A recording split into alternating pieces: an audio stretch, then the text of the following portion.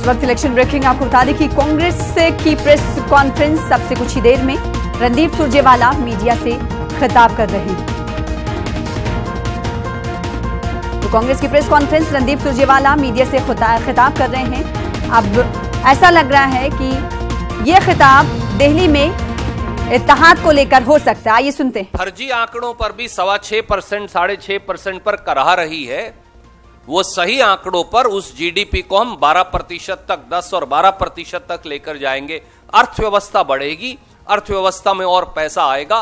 गरीब के हाथ में 72,000 रुपया जब सालाना आएगा तो अर्थव्यवस्था और तेजी से और गति से आगे बढ़ेगी। इसलिए ये झूठ और मिथ्या प्रचार करने वाले ढोंगियों से जरूर बचिए। इस देश के लोगों को हमारी ये राय जरूर है। भाजपा के ढोंगी जो हैं वो इस स्कीम का विरोध करेंगे क्योंकि वो गरीब के विरोधी हैं।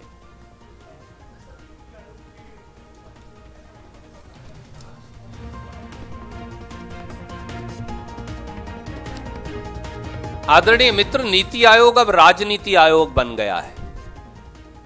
अब उन्हें इतना शौक है तो वो चुनाव क्यों नहीं लड़ते? किसी भी इस प्रकार के पद पर बैठे व्यक्ति को इस प्रकार से राजनीति में छींटाकशी करना न सही है, न उचित और न पद की मर्यादा के अनुरूप।